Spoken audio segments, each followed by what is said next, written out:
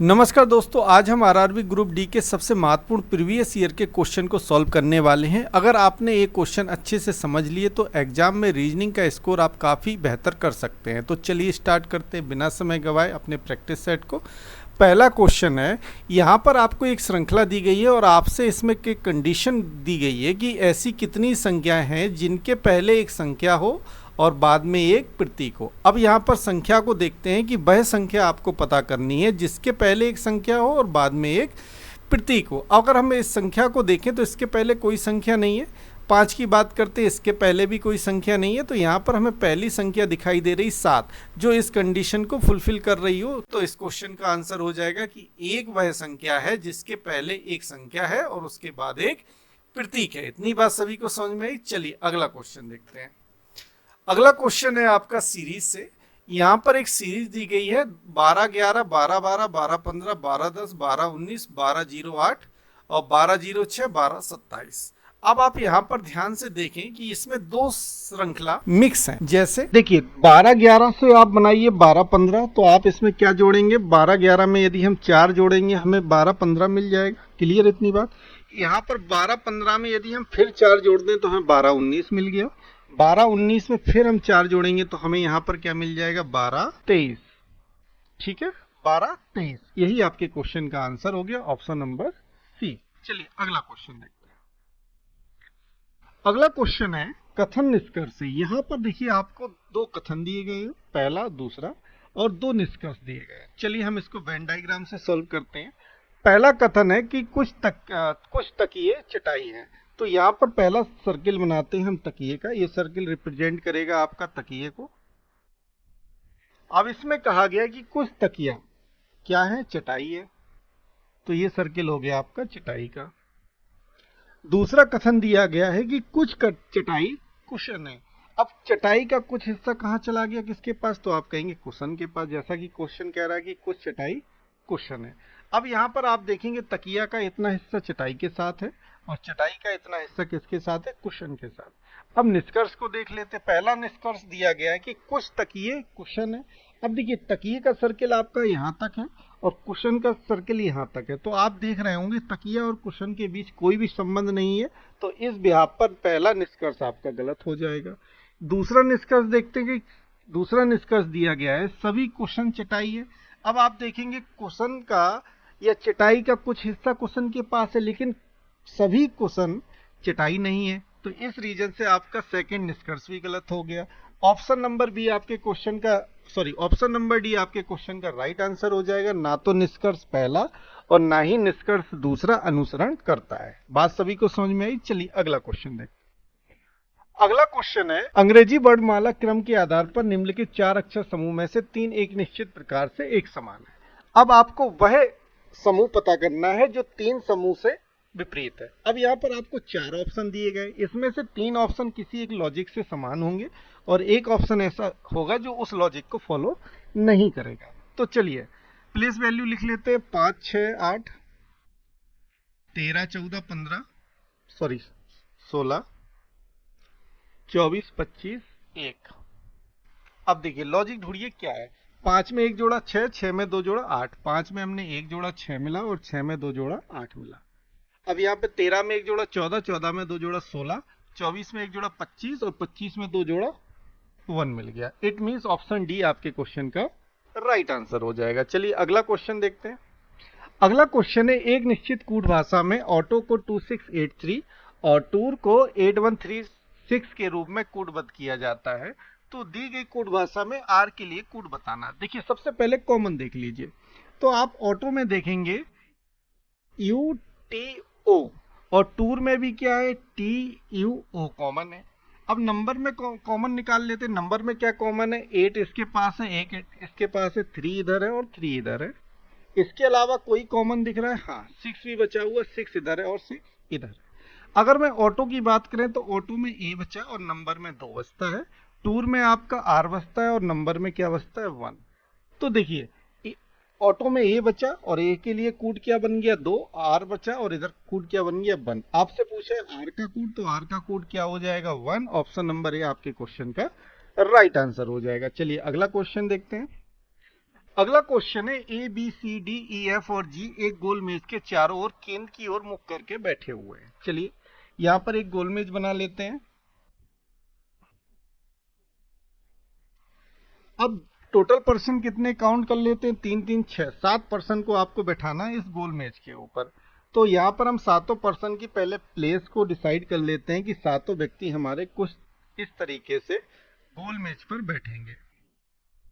तो ये 7 व्यक्तियों की हमने पोजीशन बना ली और सभी का मुख है केंद्र की ओर। अब देखिए क्वेश्चन में पहली कंडीशन क्या गिवन है, सी के दाईं ओर बी बैठा है। ठीक है, सी के दाईं ओर कौन बैठा है, बी। तो पहले व्यक्ति को हम कहीं भी बैठा सकते हैं। और सी के दाईं ओर कौन बैठा है, बी, तो इधर आ जाएगा बी। इसके बाद दूसरी कंडीशन गिवन है, बी के बाईं ओर गिनने पर बी और ए के बीच केवल 3 व्यक्ति हैं। अब बी के यदि हम बाईं ओर काउंट करें तो बी और ए के बीच 3 व्यक्ति हैं, तो बी के बाएं काउंट कर ले तो ए इधर आ जाएगा, तभी बी और ए के बीच में 3 व्यक्ति हो गए। क्लियर इतनी बात सभी को। चलिए आगे पढ़ते हैं। आगे दिया गया है सी के बाईं ओर गिनने पर सी और डी के बीच केवल 3 व्यक्ति हैं। अब सी के बाईं ओर गिनते हैं, सी के बायां कहाँ होगा, इस तरफ होगा।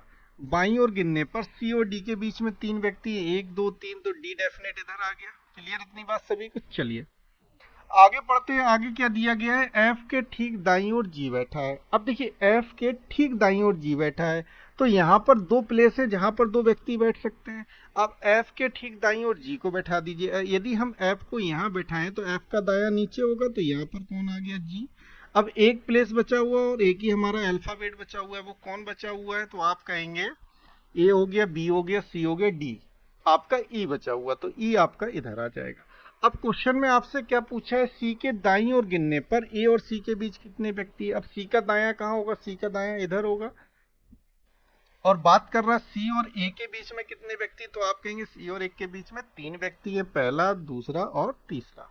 तो ऑप्शन नंबर सी आपके क्वेश्चन का राइट आंसर हो जाएगा। इतनी बात सभी को समझ में आई। चले अगला क्वेश्चन देखते हैं। अगला क्वेश्चन है A B C D W X और वाई उत्तर की ओर मुंह करके एक पंक्ति में बैठे। एक पंक्ति हमने ले ली, टोटल पर्सन आपके 7 हैं, इस पंक्ति में आपको बैठाना है। पहली कंडीशन दी गई है डी के बाईं ओर कोई और नहीं बैठा। इसका मतलब डी बाईं छोर पर आखिरी व्यक्ति है। तो डी के बाईं ओर कोई नहीं बैठा, तो डी को हम यहाँ बैठा देंगे। तो डी का बायां कहाँ होगा, इस तरफ होगा, कोई और नहीं है। इसका मतलब बाईं छोर पर डी लास्ट बैठती है। इतनी बात सभी को समझ में। चलिए आगे पढ़ते हैं। डी और सी के बीच केवल 4 व्यक्ति है।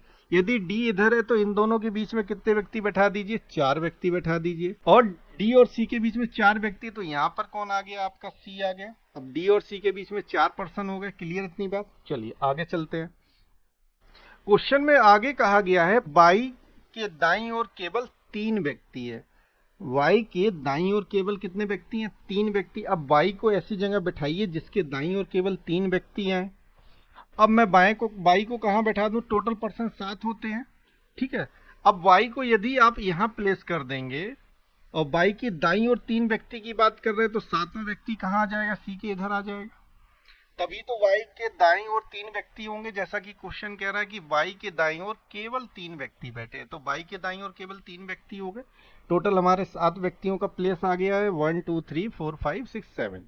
ठीक है, इसके बाद क्वेश्चन में कह रहा है एक्स ए के ठीक बाईं ओर बैठा है। एक्स जो है वो ए के ठीक बाईं ओर बैठा है। लेकिन इस सेंटेंस को हम बाद में सॉल्व करेंगे। इसके बाद इस सेंटेंस को पढ़ते हैं। डब्ल्यू जो है वाई का निकटतम पड़ोसी नहीं है।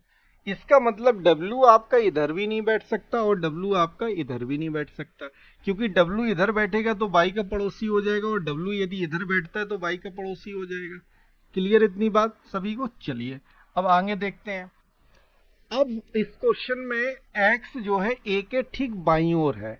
x जो है a के ठीक बाईं ओर है, तो ये को यदि हम यहाँ प्लेस कर दें तो x की पोजीशन a के बाईं ओर हो जाएगी, तो x इधर आ गया। क्लियर इतनी बात सभी को। अब w ना इधर आ सकता ना इधर आएगा, तो w के लिए प्लेस क्या हो जाएगा, c के इधर हो गया। अब w को हम यहाँ से हटा देते हैं। अब हमारे पास एक प्लेस बचा है और एक ही पर्सन बचा हुआ है, वह कौन है, तो आप कहेंगे बी। तो बी की प्लेस वैल्यू हो जाएगी इधर। क्लियर है सभी को। चलिए अब क्वेश्चन में आपसे क्या पूछा गया है। क्वेश्चन में पूछा गया है कि W के बाईं ओर तीसरे स्थान पर कौन है। अब W इधर है, W का बायां कहाँ होगा, बायां इस तरफ होगा। तीसरे स्थान पर 1 2 3 Y है। तो ऑप्शन नंबर डी आपके क्वेश्चन का राइट आंसर हो जाएगा। इतनी बात सभी को समझ में आई। चलिए अगला क्वेश्चन देखते हैं। अगला क्वेश्चन है सीरीज से 256, 211, 166, 121 और 76 क्वेश्चन मार्क की जगह पर क्या आएगा। तो देखिए सीरीज क्या है, घट रही है, इसका मतलब हमें घटाना पड़ेगा। 256 में से कितना घटा दें कि 211 आ जाए, तो आप कहेंगे 45। 211 से फिर हमने 45 घटाया तो हमें 166 मिला। 166 से फिर हमने 45 माइनस किया 121, और 121 से अगेन हम 45 माइनस करेंगे तो हमें 76 मिलेगा, और 76 में से अगेन हम 45 माइनस कर देंगे तो हमें कितना मिल जाएगा, तो आप कहेंगे 31, और ऑप्शन नंबर बी आपके क्वेश्चन का राइट आंसर हो जाएगा। चलिए अगला क्वेश्चन देखते हैं। अगला क्वेश्चन है निम्नलिखित को मैं अक्षरों का प्रत्येक समूह एक निश्चित तर्क के अनुसार अगले समूह से संबंधित है। ठीक है, अब देखिए जब भी इस तरह का क्वेश्चन दिखे कि जैसे जॉब्स के जितने भी लेटर है उन्हीं लेटरों से अगला समूह बना है और उन्हीं लेटरों से तीसरा समूह बना है, इसका मतलब वही लेटर को 3 समूह में अलग अलग पोजीशन पे रखा गया है। तो जैसे जॉब्स की यदि मैं नंबरिंग कर दूं 1 2 3 4, तो वही नंबरिंग इस पे क्या आ जाएगी 1 4 3 2, और थर्ड समूह के लिए नंबरिंग क्या हो जाएगी 4 3 2 1। ठीक है, ये नंबरिंग हो गई।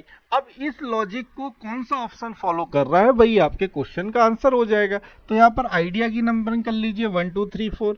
दूसरे समूह में क्या आना चाहिए, पहले 1 4 आना चाहिए, फिर 3 2 आना चाहिए। क्या इसमें 1 4 आ रहा है, तो आप कहेंगे इसमें 1 और 2 आ रहा है, इट मीन्स ऑप्शन ए आपका गलत हो गया। ऑप्शन बी की बात कर लेते, इसकी नंबरिंग करते हैं। इधर क्या आ रहा है आपका 1 और 4, इट मीन्स ये फॉलो होने की पॉसिबिलिटी है। इसके बाद क्या 3 2 आ रहा है, तो 3 पे क्या है आर हो गया और 2 पे ए हो गया। चलिए ए भी हो गया। थर्ड समूह को चेक कर लेते। थर्ड समूह में क्या आना चाहिए 4 3 2 1, तो 4 3 2 1, it means option number B आपके क्वेश्चन का राइट आंसर हो जाएगा। क्लियर इतनी बात सभी को। चलिए अगला क्वेश्चन देखते हैं। अगला क्वेश्चन है तनय अपनी कक्षा में ऊपर से 24वें स्थान पर। तनय की जो पोजीशन है ऊपर से 24वें स्थान पर है। यहाँ पर कौन बैठा है तनय, और नीचे से कितने स्थान पर है तनय। तनय की नीचे से पोजीशन दी गई है 56। अब इस तरह के क्वेश्चन मैंने कई बार बताया है कि दोनों को ऐड करके -1 कर दीजिए, तो 6 4 10 हो गया, हासिल लगाइए 1 7 और 1 8, 80 में से 1 माइनस करेंगे तो 79 आपके क्वेश्चन का आंसर हो जाएगा, ऑप्शन सी। क्लियर इतनी बात सभी को। चलिए अगला क्वेश्चन देखते हैं। अगला क्वेश्चन है सुधा अपनी कक्षा में ऊपर से 9वें स्थान पर। सुधा की जो पोजीशन है ऊपर से काउंट होने पर 9वें स्थान पर है। किसकी, सुमेधा की, सॉरी सुमेधा की पोजीशन ऊपर से 9वें स्थान पर है, और नीचे से सुमेधा की पोजीशन कितनी है 23 है। अब दोनों को ऐड कर दीजिए, 23 प्लस 9 करेंगे तो कितना आ जाएगा 32, और 32 में से 1 माइनस कर देंगे तो 31। यही आपके क्वेश्चन का आंसर हो जाएगा, ऑप्शन नंबर बी। क्लियर इतनी बात सभी को। चलिए अगला क्वेश्चन देखते हैं। अगला क्वेश्चन है सीरीज का। यहाँ पर आपको सीरीज दी गई है ECO HFN KIM, और क्वेश्चन मार्क की जगह पर क्या आएगा आपको बताना है। चलिए जब भी सीरीज आए और जिसको भी समझ में नहीं आए सबसे पहले प्लेस वैल्यू लिख लीजिएगा, जिससे आपको आसान हो जाएगा क्वेश्चन को समझने के लिए। तो आप यहाँ पर ध्यान से देखेंगे 5 3 15, 8 6 14, 11 9 13। ठीक, अब आप यहां पर ध्यान से देखेंगे 5 में यदि हम 3 जोड़े 8 मिलेगा, 8 में 3 जोड़े 11 मिलेगा, 11 में 3 जोड़े तो डेफिनेट आपको 14 मिलेगा। क्लियर। यहां पर 3 में 3 जोड़ेंगे 6 मिला, 6 में 3 जोड़ा 9 मिला, 9 में 3 जोड़ा 12 मिलेगा डेफिनेट। तो 14 पे क्या आता है एन आता है, 12 पे क्या आता है एल आता है। तो देखिए NL ऑप्शन किस ऑप्शन में दिख रहा है, ऑप्शन ए में दिख रहा है, इट मींस ऑप्शन ए आपके क्वेश्चन का राइट आंसर हो जाएगा। चलिए समझ में आई इतनी बात सभी को। चलिए अगला क्वेश्चन देखते हैं। अगला क्वेश्चन है श्रृंखला से। यहाँ पर आपको एक श्रृंखला या सीरीज दी गई है, इसमें एक कंडीशन गिवन है कि ऐसे कितने सम अंक हैं। अब आपसे पूछा गया है कि इस श्रृंखला में ऐसे कितने सम अंक हैं जिनमें से प्रत्येक के ठीक पहले एक सम अंक, मतलब इस सम अंक के पहले भी एक सम होना चाहिए और ठीक बाद में एक क्या होना चाहिए, विषम होना चाहिए। ये आपको कंडीशन गिवन है इस क्वेश्चन में। तो सबसे पहले हम सम अंक को अंडरलाइन कर लेते हैं। तो यहाँ पर सम अंक को हम चूज कर लेते हैं कि कौन कौन सा अंक यहाँ पर सम है। ठीक है, टोटल सम अंक हमको कितने मिले 6। अब कंडीशन क्या है, सम के पहले भी एक सम होना चाहिए और बाद में एक भी सम होना चाहिए। अब यहाँ पर देखिए 8 के पहले एक सम संख्या है और 8 के बाद एक विषम संख्या है, यहाँ पर हमें पहला सम अंक अपना प्राप्त हो गया। क्लियर इतनी बात सभी को? चलिए अब बात करते हैं 6 की। क्या 6 के पहले एक सम है? आप कहेंगे हाँ, लेकिन 6 के बाद एक विषम है, नहीं है, तो 6 ये काउंट नहीं होगा। इस 6 की बात करते हैं, क्या इसके पहले सम है? आप कहेंगे नहीं, तो ये भी वह सम अंक नहीं होगा। अब यहाँ पर बात करते हैं इस 6 के पहले एक सम संख्या है और इसके बाद एक विषम संख्या है, यहाँ पर हमें दूसरा सम अंक अपना मिल गया। इसके बाद कर लेते 4 की। क्या 4 के पहले सम है? आप कहेंगे नहीं, तो ये भी सम काउंट नहीं होगा। इसके बाद कोई भी सम संख्या नहीं है। टोटल आपको अंक कितने प्राप्त हुए? 2 सम अंक प्राप्त हुए, जिनके पहले एक सम संख्या और जिनके बाद एक विषम संख्या है। इस हिसाब से ऑप्शन नंबर सी आपके क्वेश्चन का राइट आंसर हो जाएगा। चलिए अगला क्वेश्चन देखते हैं। अगला क्वेश्चन है आपका दिशा और दूरी से। इसमें शुभम बिंदु ए से चलना शुरू करता है। देखिए इसकी सबसे अच्छी ट्रिक मैंने आपको बताई है कि आप इसको डायग्राम से मत बनाइए, फिगर बना के सीधा इसको ट्रिक अप्लाई करिए। ट्रिक क्या है? सबसे पहले आपको लिखना है नॉर्थ, नॉर्थ के बाद क्लॉकवाइज डायरेक्शन में चारों दिशाएं लिख लीजिए। नॉर्थ के बाद क्या आती है आपकी ईस्ट, ईस्ट के बाद साउथ और साउथ के बाद वेस्ट। ये चारों दिशाएं हमने क्लॉकवाइज डायरेक्शन में नोट कर ली। अब देखिए क्वेश्चन में शुभम ए से चलना शुरू करता है और किस दिशा में? पश्चिम दिशा में। और कितना जाता है? 10 किलोमीटर। तो यहाँ पर पश्चिम दिशा कौन सी हो गई आपकी? वेस्ट हो गई। तो वेस्ट के नीचे हम लिख देंगे डायरेक्ट 10। इसके बाद वह दाएं मुड़ता है और 8 किलोमीटर चलता है। अब वेस्ट से दाएं मुड़ेगा तो क्या आएगा? इसके आगे तो कोई दिशा है नहीं, तो घूम कर ये किसके नीचे आ जाएगा? नॉर्थ के नीचे। अब यहाँ से दाएं मुड़ता है और कितना चलता है? 8 किलोमीटर नॉर्थ के नीचे आ गया। फिर वह दाएं मुड़ता है, यहाँ से दाएं चलेगा, फिर कितना चलता है? 14 किलोमीटर। फिर दाएं मुड़ता है और कितना चलता है? 12 किलोमीटर। यहाँ से फिर दाएं मुड़ेगा, कितना चलेगा? 12 किलोमीटर। अंत में वह फिर दाएं मुड़ता है और 4 किलोमीटर चलता है। यहाँ से वह फिर दाएं मुड़ता है, फिर कितना चलता है? 4 किलोमीटर और बिंदु पी पर रुक जाता है। अब देखिए यहाँ पर बिंदु ए पर दोबारा इसको रिवर्स आना है, मतलब ए से इसने शुरू किया था और पी पर पहुंच गया। अब आपसे पूछा गया है कि पी पॉइंट से वापस ए आने के लिए से कितना और किस दिशा में चलना पड़ेगा। अब यहाँ पर अपोजिट डायरेक्शन आपस में कैंसिल हो जाती है, तो यहाँ पर देखिए 14 और 14 कैंसिल हो गया। नॉर्थ और साउथ 12 है और नॉर्थ 8 है, जी घट जाएगा। तो यहाँ पर साउथ की वैल्यू कितनी आ जाएगी? 4। अब आपको अपोजिट दिशा में जाना है, तो साउथ का अपोजिट क्या हो जाएगा? नॉर्थ। तो 4 किलोमीटर उत्तर दिशा में वह चलेगा। यही आपके क्वेश्चन का आंसर हो गया। तो ऑप्शन नंबर ए आपके क्वेश्चन का राइट आंसर हो जाएगा। इतनी बात सभी को समझ में आई? चलिए अगला क्वेश्चन देखते हैं। अगला क्वेश्चन है M N O P W X और वाई एक गोल मेज के चारों ओर केंद्र की ओर मुख करके बैठे हुए हैं। यहाँ पर एक गोल मेज बना लेते हैं। टोटल पर्सन काउंट कर लेते हैं, कितने? 3 3 6 और 7 व्यक्तियों को आपको बैठाना है। तो यहाँ पर सबसे पहले 7 व्यक्तियों की पोजीशन को हम डिसाइड कर लेते हैं कि 7 व्यक्ति हमारे कुछ इस तरीके से फिगर में शिफ्ट होंगे। तो टोटल कितने हुए? 3 3 6, एक व्यक्ति बचा, एक को हम यहाँ बैठा देंगे। क्लियर है? और सभी का मुख कहाँ है? केंद्र की ओर है। पहला क्वेश्चन आपको इसमें दिया गया है, एक्स के दाईं ओर गिनने पर एक्स और डब्ल्यू के बीच केवल 2 व्यक्ति हैं।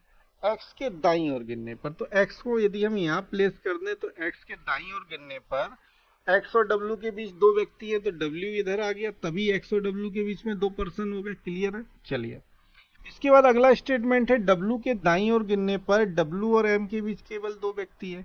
अब डब्ल्यू के दाईं ओर गिनेंगे तो डब्ल्यू और एम के बीच 2 व्यक्ति हैं, तो एम की पोजीशन इधर आ गई। क्लियर है इतनी बात सभी को? चलिए इसके बाद दिया गया है आपको, एक्स के दाईं ओर गिनने पर एक्स और एन के बीच केवल 3 व्यक्ति हैं।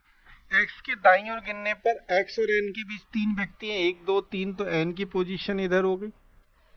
क्लियर इतनी बात सभी को? चलिए इसके बाद आगे कुछ कह रहा है कि पी वाई के ठीक बाईं ओर बैठा है। पी जो है वो वाई के ठीक बाईं ओर बैठा है। यदि वाई को हम यहाँ प्लेस कर दें तो वाई के बाईं ओर कौन हो जाएगा? पी हो जाएगा।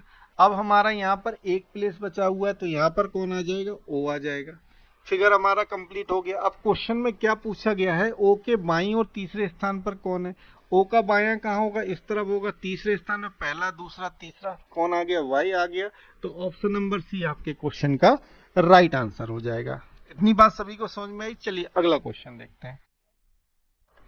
अगला क्वेश्चन है, एक निश्चित कूट भाषा में आइस लार्ज लैंड को सी डी ए के पी आई और लैंड इज फर्टाइल को आर एफ पी के सॉरी पीसी ए के रूप में कॉस्ट इज हाई को इस रूप में कूटबद्ध किया जाता है।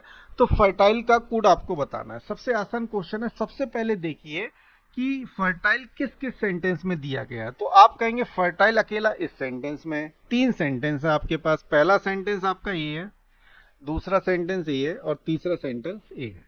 तो हमें फर्टाइल का कोड निकालना है। फर्टाइल कोड के लिए यदि लैंड और इज का कोड हमें पता चल जाए, जो भी यहाँ पर कूट बचेगा डेफिनेटली फर्टाइल का कूट होगा। तो देखिए सबसे पहले लैंड देखिए किस किस में कॉमन है। तो आप कहेंगे लैंड इसमें इट मीन्स लैंड कॉमन है, कैंसिल कर दिया। इसका मतलब कूट में भी कोई वर्ड या लेटर होगा जो कॉमन होगा। तो आप यहाँ कूट की बात करें तो इसमें क्या क्या कॉमन है। तो आप कहेंगे ए के इसके पास है और ए के इसके पास है, ठीक है। तो लैंड के लिए कूट क्या हो गया, ए के हो गया, ठीक है। क्लियर इतनी बात। अब हमें फर्टाइल का कूट चाहिए। इसका मतलब यदि हम एज का कूट पता कर ले तो जो कूट यहाँ बचेगा डेफिनेट वो फर्टाइल का कूट होगा। क्लियर है। अब देखिए यहाँ पर एज है और एज यहाँ पर, दोनों को कॉमन निकाल लीजिए। एज यहाँ से कॉमन निकला, एज यहाँ से कॉमन निकला। अब कूट में कंपैरिजन करेंगे तो कूट में क्या कंपैरिजन है, यहाँ पर आरएफ है, पीसी है। तो यहाँ पर एज के लिए पीसी कॉमन है। तो देखिए पीसी यहाँ से कॉमन निकल गया, पीसी यहाँ से कॉमन निकल गया। अब यहाँ पर एक वर्ड बचा हुआ है फर्टाइल और एक कूट बचा आरएफ। डेफिनेट फर्टाइल के लिए कूट क्या हो जाएगा, आरएफ। और ऑप्शन नंबर ए आपके क्वेश्चन का राइट आंसर हो जाएगा। क्लियर इतनी बात सभी को। चलिए अगला क्वेश्चन देखते हैं। अगला क्वेश्चन है, एक निश्चित कूट भाषा में ए क्वेश्चन मार्क बी का अर्थ है ए बी की पुत्री है, ठीक है। ब्लड रिलेशन से क्वेश्चन है। अब यहाँ पर आपको एक सेंटेंस दिया गया है, C equal D under root E question mark F at the rate L. तो सी का एल से क्या संबंध है, how is C related to L, आपको बताना है। तो देखिए सी इक्वल डी का अर्थ क्या दिया गया है। सी इक्वल डी यहाँ पर रखेंगे, ए की जगह सी रख लेंगे, बी की जगह डी रख लेंगे, ठीक है। तो सी इक्वल डी का अर्थ क्या आ जाएगा, सी डी का पुत्र है। सी जो है वो किसका पुत्र है, डी का पुत्र है। तो यहाँ पर सी को पुत्र बना दीजिए डी का। अब डी का जेंडर यहाँ डिसाइड नहीं है, इसलिए डी के लिए कोई भी हम सिंबल का यूज नहीं करेंगे। इसके बाद क्या दिया गया, डी रूट ई। डी रूट ई का अर्थ क्या होगा, डी जो है वो ई की बहन है। डी जो है वो किसकी बहन है, ई की बहन है। और डी यदि बहन है तो डेफिनेट फीमेल होगी, इसलिए नेगेटिव साइन का यूज करेंगे। ई क्वेश्चन मार्क एफ का अर्थ क्या दिया गया है, ई एफ की पुत्री है। ई जो है वो किसकी पुत्री होगी, एफ की पुत्री है। तो एफ ऊपर आ गए, पुत्री है तो नेगेटिव हो गया। एफ का जेंडर अभी भी क्लियर नहीं हुआ। चलिए आगे बढ़ते हैं। F at the rate L. F at the rate L का अर्थ क्या है, एफ एल का पिता है। जो एफ है वो किसका पिता है, एल का पिता है। पिता है तो डेफिनेट है पुरुष होगा, इसलिए इसके साथ प्लस का साइन यूज करेंगे। अब क्वेश्चन में पूछा गया है सी का एल से क्या संबंध है। आपको बताना है कि सी जो है वो एल का क्या लगता है। अब देखिए इसकी बहन का लड़का। अब यहाँ पर बहन का लड़का ऑप्शन में दिया गया है या नहीं दिया गया है, बहन का पुत्र दिया गया। It means option number B आपके क्वेश्चन का राइट आंसर हो जाएगा। इतनी बात सभी को समझ में आई। चलिए अगला क्वेश्चन देखते हैं।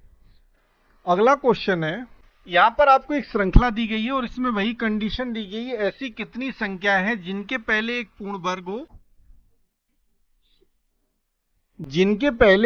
वर्ग हो और बाद में एक विषम संख्या हो। अब यहाँ पर कंडीशन क्या है कि ऐसी संख्या का पता करिए जिनके पहले एक पूर्ण वर्ग हो और बाद में एक विषम संख्या हो, ठीक है। ये कंडीशन आपको दी गई है। तो सबसे पहले देख लेते हैं कि कौन सी संख्या है जिसके पहले कोई एक पूर्ण वर्ग है। या सबसे पहले पूर्ण वर्ग को अंडरलाइन कर लीजिए। 4 एक पूर्ण वर्ग है, यहाँ पर 9 एक पूर्ण वर्ग है, इसके अलावा 4 पूर्ण वर्ग है, 9 4 4 और 9, ठीक है। हमने यहाँ पर पूर्ण वर्ग को अंडरलाइन कर लिया। अब ऐसी संख्या देखिए जिसके पहले एक पूर्ण वर्ग हो। 5 के पहले एक पूर्ण वर्ग है, क्या इसके बाद एक विषम संख्या है, तो आप कहेंगे हाँ। तो पहली संख्या हमें मिल गई 5। अब बात करते हैं 6 के पहले एक पूर्ण वर्ग है और 6 के बाद एक विषम संख्या है, दूसरी हमें यहाँ पर संख्या मिल गई 6। अब बात करते हैं 1 की। 1 के पहले पूर्ण वर्ग है और 1 के बाद एक विषम संख्या है, तो आप कहेंगे नहीं, तो 1 हमारी वह संख्या नहीं होगी। 8 की बात करते हैं, यहाँ पर 8 के पहले एक पूर्ण वर्ग है लेकिन 8 के बाद एक विषम संख्या नहीं है, तो 8 भी हमारी वह संख्या नहीं होगी। अब इसके बाद आगे काउंट देखते हैं। यहाँ पर 9 के पहले एक पूर्ण वर्ग है और 9 के बाद एक विषम संख्या है, हमें अगली संख्या प्राप्त होगी। टोटल कितनी संख्या हो गई, 1 2 और 3। ऐसा तो नहीं कोई संख्या हमसे छूट गई हो, तो आप कहेंगे हाँ एक संख्या छूट गई है, यहाँ पर 7 भी आएगा। 7 के पहले एक क्या है, एक पूर्ण वर्ग होता है, ठीक है। 7 के पहले एक पूर्ण वर्ग है और 7 के बाद एक विषम संख्या है, तो टोटल संख्या कितनी हो गई, 4। तो ऑप्शन नंबर सी आपके क्वेश्चन का राइट आंसर हो जाएगा, ये आपका गलत हो गया, ठीक है। चलिए अगला क्वेश्चन देखते हैं। अगला क्वेश्चन दिया गया है श्रृंखला का 15, 17, 21, 23, 27 डेफिनेट। ये सीरीज क्या है, सीरीज में बढ़ोतरी हो रही है, आपको स्पष्ट दिखाई दे रहा है। 15 में हमने 2 जोड़ा 17 मिला, 17 में 4 जोड़ा 21 हुआ, 21 में हमने 6 जोड़ा 23 से 21 में फिर 2 जोड़ा 23 मिला और 23 में 4 जोड़ा 27 मिला। तो यहाँ पर सीरीज क्या चल रही, +2 +4 +2 +4 का। अब 27 में हम दोबारा +2 जोड़ेंगे तो कितना मिल जाएगा, 29। तो ऑप्शन नंबर डी आपके क्वेश्चन का राइट आंसर हो जाएगा। चलिए अगला क्वेश्चन देखते हैं। अगला क्वेश्चन है कि निम्नलिखित समीकरण में प्रश्न चिन्ह के स्थान पर क्या आएगा। अब यहाँ पर एक कंडीशन दी गई है, प्लस और माइनस को आपस में, इंटू और डिवाइड को आपस में बदल दिया जाए, ठीक है। अब ये कह रहा है कि प्लस और माइनस को, तो माइनस की जगह हमें प्लस रखना है और इंटू की जगह हमें डिवाइड रखना है, डिवाइड की जगह इंटू रखना है और प्लस की जगह माइनस, आपस में चेंज कर दिया। तो नया क्वेश्चन क्या बनेगा, 104 प्लस के 176 डिवाइड 16 आएगा 16 इंटू 9 माइनस 192। क्लियर इतनी बात सभी। चलिए इतनी बात यदि आपको क्लियर हो गई है तो आगे देखते हैं। अब यहाँ पर 176 को डिवाइड कर दीजिए 16 से, तो कितनी बार जाएगा, 16 एकम 16, 16 एकम 16, 11 आ गया। तो यहाँ पर 104 प्लस के 11 इंटू 9 माइनस 192, तो 104 प्लस के आ जाएगा 99 माइनस 192। तो 104 या माइनस की वैल्यू आएगी, तो 12 में से 9 जाएगा, 3 बचेगा और ये हो गया 10, 19 में से 10 जाएगा, 9 बचेगा। क्लियर इतनी बात सभी को। अब 104 में से 93 को घटा देंगे, कितना आ जाएगा, 1 और 1 11। ऑप्शन नंबर सी आपके क्वेश्चन का राइट आंसर हो जाएगा। क्लियर इतनी बात सभी को। चलिए अगला क्वेश्चन देखते हैं। यहाँ पर आपको 4 समूह दिए गए हैं, 4 समूह में से 3 समूह किसी लॉजिक के तहत एक समान होंगे और एक ऐसा समूह होगा जो उस लॉजिक को फॉलो नहीं कर रहा हो। तो सबसे पहले यहाँ लॉजिक का पता कर लेते हैं।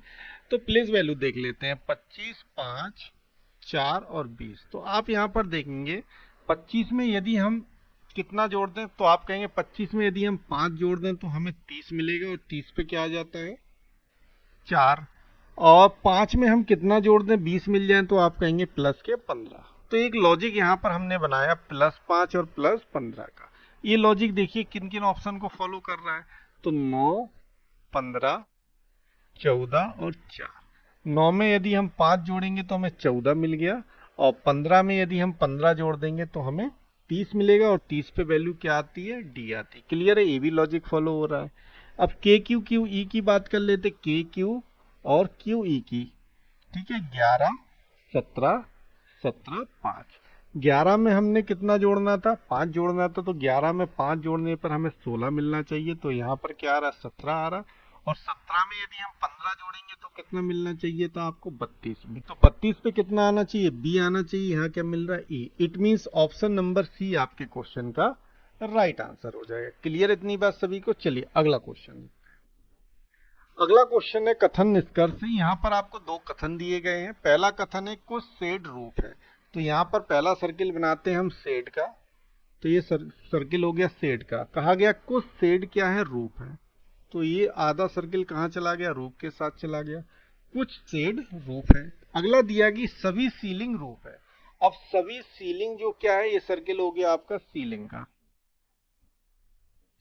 सभी सीलिंग क्या हो गई, रूफ हो गई। तो सीलिंग किसके अंदर आ गई, रूफ के अंदर आ गई। पहला निष्कर्ष देखिए, कुछ शेड सीलिंग है, कुछ शेड सीलिंग है। तो आप कहेंगे शेड का सर्किल यहाँ तक है और सीलिंग का सर्किल यहाँ है, दोनों के बीच में कोई संबंध नहीं दिख रहा। इट मीन्स पहला निष्कर्ष गलत हो गया।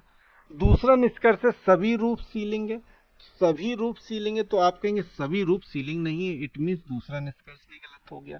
इस हिसाब से ऑप्शन नंबर बी आपके क्वेश्चन का राइट आंसर हो जाएगा। ना तो निष्कर्ष पहला और ना ही निष्कर्ष दूसरा अनुसरण करता है। क्लियर इतनी बात सभी को। चलिए अगला क्वेश्चन देखते हैं। अगला क्वेश्चन है रश्मि बिंदु ए से चलना प्रारंभ करती है। ट्रिक वही यूज करेंगे, नॉर्थ, ईस्ट, साउथ और वेस्ट। तो रश्मि ए से चलना प्रारंभ करती है और पश्चिम की ओर कितनी जाती, 5 किलोमीटर। तो पश्चिम की ओर आ गई 5 किलोमीटर। क्लियर इतनी बात सभी को। चलिए आगे बढ़ते हैं। आगे कहा गया है फिर वह दाएं मुड़ती है और 4 किलोमीटर जाती है। यहाँ से दाएं मुड़ेगी 4 आएगी नॉर्थ के पास, फिर वह दाएं मुड़ती है और 3 किलोमीटर जाती है। यहाँ से वह फिर दाएं मुड़ती है 3 किलोमीटर जाती है, फिर वह बाएं मुड़ती है और 4 किलोमीटर, यहाँ से वह फिर बाएं मुड़ती है 4 किलोमीटर जाती है, अगेन नॉर्थ के नीचे आ जाएगी। अंत में वह दाएं मुड़ती है और 2 किलोमीटर जाती है, यहाँ से वह फिर दाएं मुड़ती है और 2 किलोमीटर जाती है और बिंदु पी पर रुक जाती है। अब क्वेश्चन वही सेम रिपीट हो रहा है, बिंदु ए पर द्वारा पहुंचने के लिए उसे न्यूनतम कितनी दूरी और किस दिशा में चलना होगा। अब आपको हमने बताया अपोजिट दिशाएं आपस में कैंसिल हो जाती है, तो ईस्ट से वेस्ट कैंसिल हो गया। अब यहाँ पर 8 किलोमीटर, दोनों को जोड़ देंगे, 4 4 कितना हो गया 8। अब आपको अपोजिट निकालनी है, तो नॉर्थ का अपोजिट साउथ हो जाता है, तो आंसर हो जाएगा 8 किलोमीटर साउथ या दक्षिण दिशा। तो ऑप्शन नंबर सी आपके क्वेश्चन का राइट आंसर हो जाएगा। चलिए अगला क्वेश्चन देखते हैं। अगला क्वेश्चन है सीरीज से आपको बताना है प्रश्न के स्थान पर क्या आएगा। तो देखिए सीरीज बड़ा सिंपल दिख रही है, 7 4 11 बन गया, यहां हमने 4 जोड़ा, 11 4 हो गया 15 और 15 4 हो गया 19, 19 4 कितना हो जाएगा 23 और 23 पे क्या आ जाएगा डब्ल्यू। डब्ल्यू का आपके एक ही ऑप्शन दिख रहा है, it means option number B आपके क्वेश्चन का राइट आंसर हो जाएगा। इस क्वेश्चन को हमें सॉल्व करने की आवश्यकता ही नहीं पड़ी। चलिए अगला क्वेश्चन देखते हैं। अगला क्वेश्चन है एक निश्चित तरीके से LW3 का संबंध किसके साथ दिया गया है, QV-10 के साथ, ठीक है। उसी प्रकार JU6 का संबंध OT-7 के साथ है, ठीक है। अब आपसे पूछा गया PU4 का संबंध इन 4 ऑप्शन में से किसके साथ है। अब यहाँ पर लॉजिक को हम फाइंड आउट कर लेते हैं। लॉजिक क्या दोनों में, तो आप कहेंगे 12 5 17 होता है, क्योंकि L की वैल्यू होती है प्लेस वैल्यू 12, Q की होती है 17, तो 12 में हमने 5 जोड़ा, हमें 17 मिल गया। इतनी बात सभी को समझ में आई। चलिए अब 23 में से हमने -1 कर दिया, हमें V मिल गया, क्योंकि W की वैल्यू 23 होती है और V की वैल्यू 22 होती है, तो 23 में से 1 किया 22 मिल गया। अब 13 में से हम क्या घटा दें कि हमें -10 मिल जाए, तो आप कहेंगे -13। यदि 13 से हम -13 घटाते हैं तो -10 मिलता, तो हमें लॉजिक पता चल गया +5 का, -1 का और -10 का। क्लियर। चलिए अब आपसे कोड पूछा गया है PU4 का, PU4 का, ठीक है। अब आपसे कोड पूछा गया है PU4 से, तो देखिए क्या करना है, +5 करना है, तो P में +5 जोड़ेंगे, 16 5 क्या होता है 21 और 21 पे क्या आता है U। क्लियर है। U के नाम से एक ही ऑप्शन दिख रहा है, ऑप्शन नंबर डी, यही आपके क्वेश्चन का राइट आंसर हो जाएगा। चलिए अगला क्वेश्चन देखते हैं। अगला क्वेश्चन है प्लस और माइनस और इंटू और डिवाइड को आपस में बदल दिया जाए, तो चलिए बदल देते हैं। तो 409 डिवाइड की जगह हमें इंटू रखना है, प्लस की जगह माइनस रखना है, इंटू की जगह डिवाइड रखना है और माइनस की जगह हमको प्लस रखना है। 8 से 416 काट देंगे, कितनी बार जाएगा 8 5 40 और 8 दूनी 16, और यहाँ पर 2 से मल्टीप्लाई कर देंगे। 409 में 2 9 18 आ गया और 2 चौको 8 आ गया, 818 माइनस के 52 प्लस के 76। क्लियर है इतनी बात सभी को। चलिए अब यहाँ पर 818 में से 52 घटा दीजिए, तो आपको कितना बचेगा, 8 में से 2 जाएगा बचेगा 6 और 11 में से 5 जाएगा 6 और यहाँ पर 7, 766 प्लस के 76, दोनों को ऐड कर दीजिए, 6 6 हो गया 12, 7 6 13 14 की 4 हाथ से लगाई 1, 7 और 1 8, 842 ऑप्शन नंबर सी आपके क्वेश्चन का राइट आंसर हो जाएगा। चलिए अगला क्वेश्चन देखते हैं। अगला क्वेश्चन है अंग्रेजी वर्णमाला क्रम के आधार पर एक निश्चित तरीके से ZWRM का संबंध किसके साथ दिया गया है, WRUR के साथ। उसी प्रकार NCDG का संबंध किसके साथ दिया गया है, KXGL के साथ। ये यहाँ पर K बना हुआ है, ठीक है। अब आपसे पूछा है ENMV का संबंध इन 4 ऑप्शन में से किसके साथ होगा, तो यहाँ पर लॉजिक देख लेते हैं कि लॉजिक क्या है। तो देखिए 26 और 23, तो आपको सीधा डिफरेंस दिख रहा है कि यदि 26 में से हम 3 घटा देंगे तो हमें 23 मिल जाएगा, ठीक है। क्लियर इतनी बात सभी को।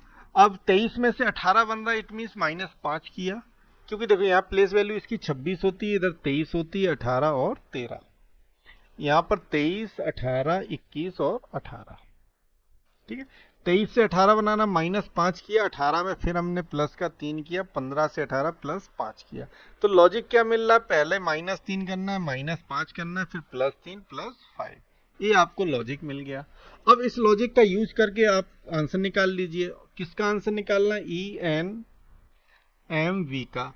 तो पहले -3 करना है, तो E की प्लेस वैल्यू 5 होती, 5 में से -3 करेंगे तो आपको क्या मिल जाएगा, 2 पे क्या आता है, B। एन की प्लेस वैल्यू 14, 14 में से 5 घटाइए तो क्या बचेगा, 9, 9 पे क्या आता है आपका, I। तो VI ऑप्शन किस में दिख रहा है, 2 ऑप्शन दिख रहे हैं, B यहाँ कैंसिल हो गया, या तो आंसर ए होगा या आंसर सी होगा। तो तीसरा निकाल लीजिए, आपको सीधा आंसर मिल जाएगा। एम की प्लेस वैल्यू क्या होती, 13, 13 में कितना 3 जोड़ना, 16, 16 पे क्या आ जाता है, पी। ऑप्शन नंबर ए आपके क्वेश्चन का राइट आंसर हो जाएगा। क्लियर इतनी बात सभी को। चलिए अगला क्वेश्चन देखते हैं। अगला क्वेश्चन है, एक संख्या 3241586 के अंकों को बाएं से दाएं आरोही क्रम में लिखना है। संख्या दी गई है आपको 3241586, इसको आरोही क्रम में लिख दीजिए। आरोही क्रम आप सभी लोग जानते हैं, बढ़ते क्रम में लिखना है, ये आपकी मूल संख्या हो गई। अब जो संख्या लिखेंगे वो आपकी नई संख्या कहलाएगी। आरोही क्रम में लिख दीजिए। तो सबसे पहले सबसे छोटी आ जाएगी 1 2 3 4 5 6 और 8। अब इसमें पूछा गया मूल संख्या की तुलना में कितने अंकों का स्थान अपरिवर्तित रहा है। तो आप कहेंगे 2 का स्थान अपरिवर्तित रहा, यहाँ 5 का रहेगा। टोटल संख्या कितनी है, 2। ऑप्शन नंबर सी आपके क्वेश्चन का राइट आंसर हो जाएगा। क्लियर इतनी बात सभी को। चलिए अगला क्वेश्चन देखते हैं। अगला क्वेश्चन है, सीरीज से यहाँ पर एक श्रृंखला दी गई और कंडीशन दी गई, ऐसे कितने सम अंक हैं जिनमें से प्रत्येक के पहले एक सम हो और बाद में एक विषम हो। कंडीशन सिंपल है कि पहले आपको सम संख्या के पहले क्या होना चाहिए, सम संख्या होनी चाहिए, और बाद में क्या होनी चाहिए, विषम संख्या होनी चाहिए। आपको कंडीशन दी गई। तो सबसे पहले सम अंकों का अंडरलाइन कर लेते हैं।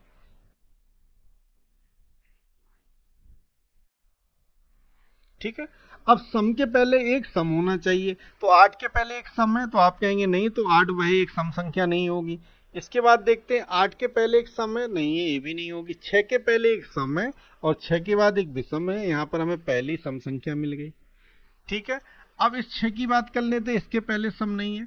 ठीक है, 2 के पहले भी सम नहीं है, तो इट मींस एक ही संख्या ऐसी है जो इस कंडीशन को फॉलो कर रही है। तो ऑप्शन नंबर बी आपके क्वेश्चन का राइट आंसर हो जाएगा। चलिए अगला क्वेश्चन देखते हैं। अगला क्वेश्चन है, यहाँ पर आपको 2 समुच्चय दिए गए हैं, उसमें लॉजिक का पता करना है। उस लॉजिक के अकॉर्डिंग इन 4 ऑप्शन में से कौन सा ऑप्शन उस लॉजिक को फॉलो करेगा। देखिए पहला समुच्चय है 39 117 13। अब उसमें कंडीशन भी दी गई, संख्या को उनके घटक अंकों में नहीं तोड़ना है। इसका मतलब जैसे कि 39 संख्या है, इसको 3 और 9 के रूप में तोड़कर सॉल्व नहीं करना है। जो भी मल्टीप्लाई, जो भी एडिशन, जो भी सब्ट्रैक्शन होगा वो 39 होल नंबर के साथ होगा।